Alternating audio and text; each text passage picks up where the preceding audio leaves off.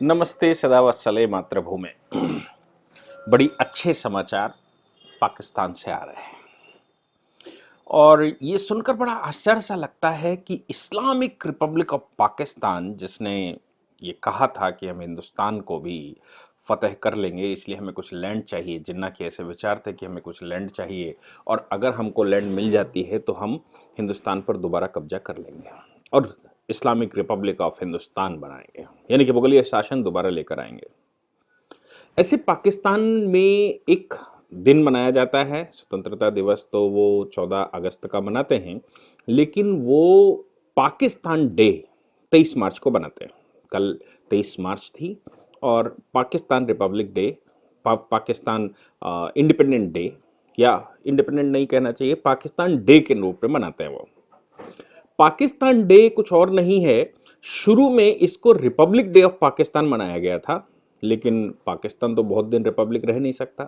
तो जनरल अयूब खान ने जब सत्ता काबिज हो गया तो उसने इसका नाम चेंज कर दिया और इंडिपेंडेंट वो रिपब्लिक डे ऑफ पाकिस्तान की जगह वो मनाने लगा पाकिस्तान डे। और तब से लेकर आज तक रिपब्लिक डे ऑफ पाकिस्तान कभी नहीं हुआ, यानी कि पाकिस्तान गणतंत्र दिवस के रूप में कभी नहीं मनाया गया। पाकिस्तान सदैव पाकिस्तान डे के रूप में मनाया गया। 23 मार्च का अपना इतिहास है। ऐसे समय पर मैं उस पर आऊं 23 मार्च पर, उससे पहले मैं आपको बताऊं कि पूरे पाकिस्तान में, बल्कि जम्मू एंड कश्मीर, जो जम्मू एंड कश्मीर, मैं जम्मू एंड कश्मीर जब कहता हूं तो उस जम्मू एंड कश्मीर की बात करता हूं जो भारत में है। मैं पाक ऑक्युपाइड जम्मू एंड कश्मीर, पाकिस्तान ने जो इलीगल तरीके से जम्मू एंड कश्मीर पर कब्जा करके रखा, उसकी चर्चा नहीं कर रहा हूं। तो जम्मू एंड कश्मीर में भी तिरंगा, डल झील पर तिरंगा फहराया गया और पाकिस्तान को संदेश दिया गया। ये संभवतः स्वतंत्र भारत के इतिहास में पहली बार डल झील पर झंडा फहराया गया, भारतीय ध्वज फहराया गया, राष्ट्रगान किया गया और पाकिस्तान को एक संदेश दिया गया वहां के चेयरमैन के द्वारा, वहां के काउंसलर्स के द्वारा और वहां पर जो डेजिग्नेटरी अथॉरिटीज हैं उनके द्वारा। ये महान परिवर्तन। इसके अतिरिक्त मीरवाइज उमर फारूक ने एक स्टेटमेंट दिया। ये तो भारत की बात है। पाकिस्तान में क्या हुआ? पाकिस्तान में मोदी मोदी के नारे गूंजे। पाकिस्तान में नारे से मतलब है कि पाकिस्तान के प्रत्येक वो की पर्सन जो पाकिस्तान में कुछ हैसियत रखता है, जो पाकिस्तान की न्यूज मेकर होते हैं, उन्होंने मोदी का राप अलापा पाकिस्तान डे पर। ये अद्वितीय परिवर्तन पाकिस्तान में जो आया, ये मुझे लगता है कि भारत में एक विशेष संदेश है जो हमें आपके साथ शेयर करना चाहिए। क्यों? क्योंकि पाकिस्तान के इस अंदर इस समय सरकार सेना बनाम अदर्स चल रहा है। यानी कि अयूब खान ने जब जब जब रिपब्लिक डे को पाकिस्तान डे में बदल दिया और तब से सेना का शासन पाकिस्तान पर चल रहा है। थोड़े बहुत दिन डेमोक्रेसी रहती है, मतलब डेमोक्रेसी तो वैसे ही नहीं होती, थोड़े बहुत दिन प्राइम मिनिस्टर रहता है, वो भी पोपट प्राइम मिनिस्टर होता है जो आर्मी के कहने पर चलता है। और उसके बाद जब आर्मी चीफ को लगता है कि नहीं, पोपट प्राइम मिनिस्टर की भी अभी में जरूरत नहीं है, तो उसकी अपनी लालसाएं होती हैं परवेज मुशर्रफ जैसे लोगों की, और वो सत्ता कब्जा कर लेता है। यानी कि जो रिपब्लिकनेस है वो तो कभी आई ही नहीं, गणतंत्रात्मक तो पाकिस्तान कभी बना ही नहीं। ऐसी सिचुएशन में सेना जब वहां काबिज हो गई है, तो इतने वर्षों के बाद 1956 टू 2021, इतने वर्षों के बाद अब सेना के विरुद्ध एक बड़ी आवाम खड़ी हो गई है। और मैं बड़ी आवाम ना कहूं तो मैं कहूं कि मोर देन 50% पाकिस्तानी सेना के विरुद्ध खड़ा हो गया है। किसके नेतृत्व में? नवाज शरीफ की बेटी मरियम शरीफ के नेतृत्व में।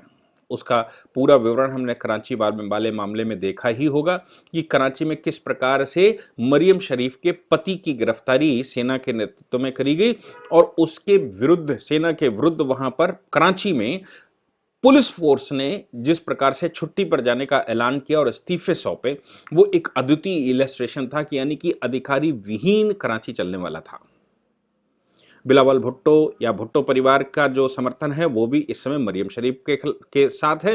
मरियम शरीफ इस समय पाकिस्तान में वो झंडा बुलंद किए हुए हैं कि सैनिक शासन को खत्म करो।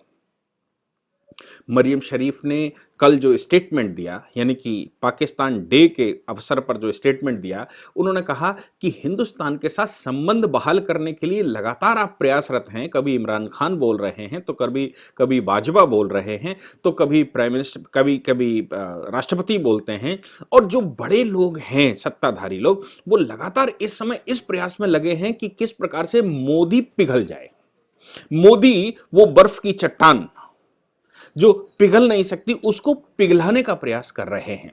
इतने सारे धोखे देने के बाद वो पिघलाने का प्रयास कर रहे हैं। इसका जवाब देते हुए मरियम शरीफ ने जो स्टेटमेंट दिया, मरियम शरीफ बोली कि वाजपेयी के साथ अगर किसी ने संबंध बहाल किए थे तो वो नवाज शरीफ थे, और मोदी अगर अचानक औचक दौरे पर कहीं आए तो वो नवाज शरीफ साहब के साथ मिलने के लिए आए, और दोनों ही ऐसे अवसरों पर, चाहे वो परवेज मुशर्रफ से संबंध बनाए हों और वो नवाज शरीफ के संबंध वाजपेयी जी से बने हों, उसके बाद फिर धोखा दिया सेना ने और उनके साथ कुठाराघात किया, उनको पीछे पीठ पर छुरा भोंका। और चाहे मोदी जी ने मित्रता का हाथ अपनी तरफ से बढ़ाया, मित्रता का हाथ नवाज शरीफ के साथ मिलाया हो, तो भी पीछे से सेना ने भारत के साथ एक छुरा भोंका। ऐसे होने के बाद जब नवाज शरीफ साहब भारत के साथ संबंध अच्छे कर रहे थे, तब तो सेना भारत में गड़बड़ी पैदा कर रही थी, भारत में आतंकवाद फैला रही थी, भारत को डिस्टर्ब कर रही थी। और आज अब जब मोदी के मैजिक से, मोदी के जाल में पाकिस्तान पूर्ण रूप से फंस चुका है, एफएटीएफ में बर्बाद हो चुका है, विश्व का कोई देश पाकिस्तान के साथ खड़ा होने को तैयार नहीं है। यहां तक कि इस्लामिक कंट्री भी मोदी के साथ खड़े हुए हैं। सऊदी अरेबिया जो पक्का पार्टनर होता था, वो भी मोदी के साथ खड़ा हुआ है। ऐसी सिचुएशन में आप कहते हैं कि मोदी के साथ संबंध बहाल करने हैं, मोदी के साथ संबंध बहाल करना चाहते हैं। मरियम शरीफ ने कहा, सबसे पहले आप अपने स्वभाव को बदलिए, आर्मी की इस ऊहापोही को समझिए, और उसके बाद मोदी से संबंध बहाल करने का विचार करिए। और मोदी से संबंध बहाल करना सिर्फ नवाज शरीफ जैसे लोगों के पास काम है, या वो कर सकते हैं, तुम्हारे जैसे धूर्त जो आज सत्ता में बैठे हुए हैं वो नहीं कर सकते। बड़े भारी स्टेटमेंट मरियम शरीफ ने कल पाकिस्तान डे के अवसर पर दिए। पाकिस्तान डे के अवसर पर जो भाषणबाजी हुई, उस भाषणबाजी में तो सबने मोदी मोदी कहा ही, भले ही मोदी का सीधा नाम न लिया हो, लेकिन भारत के साथ संबंध बहाल करने हैं, जम्मू कश्मीर का इशू सॉल्व करना है, भारत हमारा पड़ोसी है, हम भारत के साथ 2 कदम आगे बढ़ना चाहते हैं, भारत बड़े भाई की भूमिका में आए, भारत हमारे साथ अच्छा व्यवहार करे, ये सब वहां पर खूब चला। यानी कि मोदी उनके दिमाग से निकल नहीं पा रहे हैं, उनकी परेड से भी नहीं निकल पा रहे हैं। ऐसा पूरे पाकिस्तान में जिस प्रकार अधिवेशन चल रहे थे, या जो पाकिस्तान डे मनाया जा रहा था, उन सभी में, लगभग सभी में मोदी मोदी के गीत गाए गए, और मरियम शरीफ ने तो खुलकर बोला। ये पहली बार था। 23 मार्च इसलिए है क्योंकि 23 मार्च सन 1940, 23 मार्च 1940 को जिन्ना ने अलग पाकिस्तान चाहिए ऐसा नारा लगाया था लाहौर अधिवेशन में मुस्लिम लीग के। और इसीलिए जब नया संविधान बना तो 23 मार्च सन 1956 को वो कॉन्स्टिट्यूशन बना पाए, तो इसलिए 23 मार्च 1956 को ही उसी डे से उठाते हुए 23 मार्च 1956 को उन्होंने कॉन्स्टिट्यूशन को इन्फोर्समेंट में लेकर आए, और उस दिन को उन्होंने रिपब्लिक डे के रूप में मनाया। बाद में वो पाकिस्तान डे के रूप में आया। दूसरी खबर हिंदुस्तान से है। मीरवाइज उमर फारूक, हुर्रियत, आप जानते हैं कि हुर्रियत ने सबसे ज्यादा अगर किसी को डिस्टर्ब करके रखा खाड़ी में, वो घाटी में, तो वो हुर्रियत थी। मीरवाइज उमर फारूक ने कहा, हिंदुस्तान और पाकिस्तान के रिश्ते अच्छे हों, इसके पक्ष में मैं हूं, और मैं पूरा प्रयास करना चाहता हूं कि भारत और पाकिस्तान के रिश्ते अच्छे हो जाएं। ये कोई आसान बात नहीं है। ये भारत के प्रधानमंत्री का जो नेतृत्व चल रहा है, जिस नेतृत्व में पाकिस्तान घुटपरे होता जा रहा है, और जम्मू कश्मीर के नेता बिल्कुल पैदल हो चुके हैं, उनके पास अब ना खोने को कुछ बचा है और ना पाने के लिए कोई उम्मीद है। और इससे भी ज्यादा गजब का अगर कुछ हुआ तो वो हुआ कि जब आप कहते थे कि श्रीनगर में झंडा तिरंगा नहीं फहरता, ऐसी बहुत सारी समाचार आते रहे हैं कि लाल चौक क्रॉस कर, श्रीनगर का लाल चौक क्रॉस करने के बाद तिरंगा झंडा नहीं फहरता, ना ही डाउनटाउन में, ना डल झील में, ना श्रीनगर में। यहां तिरंगा नहीं दिखता। जम्मू कश्मीर का झंडा तो दिखता था लेकिन तिरंगा नहीं दिखता था। कल एक बहुत बड़ा तिरंगा झंडा, मैं उसका नाप तो नहीं बता पाऊंगा, लेकिन ऐसा कहा जाता है कि 60 फीट ऊंचा, बहुत ऊंचा होता होगा 60 फीट, इतना ऊंचा, या कुछ और डायमेंशंस हो, मैंने सही से उसको देखा नहीं, लेकिन इतना ऊंचा एक ध्वज, तिरंगा डल झील में फैलाया गया। और डल झील में फहराते हुए वहां के वो मुस्लिम समुदाय जो कभी पूछते थे लोगों से, तुम हिंदुस्तान से आए हो क्या, जब जो कभी कहते थे नहीं हमारी तो कश्मीरियत अलग है, हम तो अलग हैं, मेरा झंडा अलग है, हम लोग अलग हैं, और महबूबा मुफ्ती जैसे लोग भारत का झंडा उठाने के लिए कोई नहीं बचेगा, ऐसे नारे जहां पर लगते हों, जो सदैव से एपिडेमिक, आतंकवादी एपिडेमिक का केंद्र रहा हो, और जहां से हमेशा भारत की संप्रभुता को चुनौती मिलती रही हो, ऐसे स्थान पर इतना बड़ा ध्वज लगाना और वहीं पर राष्ट्रगान करना, और राष्ट्रगान करने के बाद पाकिस्तान को स्टेटमेंट देना। अब मैं ये तो नहीं समझ पाया कि पाकिस्तान डे के दिन पर क्यों, हालांकि वो पाकिस्तान डे पर कर रहे थे, और पाकिस्तान डे पर वो राष्ट्रीय ध्वज फहराकर ये संदेश दे रहे थे पाकिस्तान को कि आप सुधर जाइए, स्टेटमेंट है, आप सुधर जाइए, हमको पाकिस्तान से कुछ लेना देना नहीं, हम भारतीय हैं, भारत हमारी संप्रभुता है, भारत की तरफ पाकिस्तान आंख उठाकर न देखा। इस तरह की बड़ी भाषणबाजी वहां पर हुई।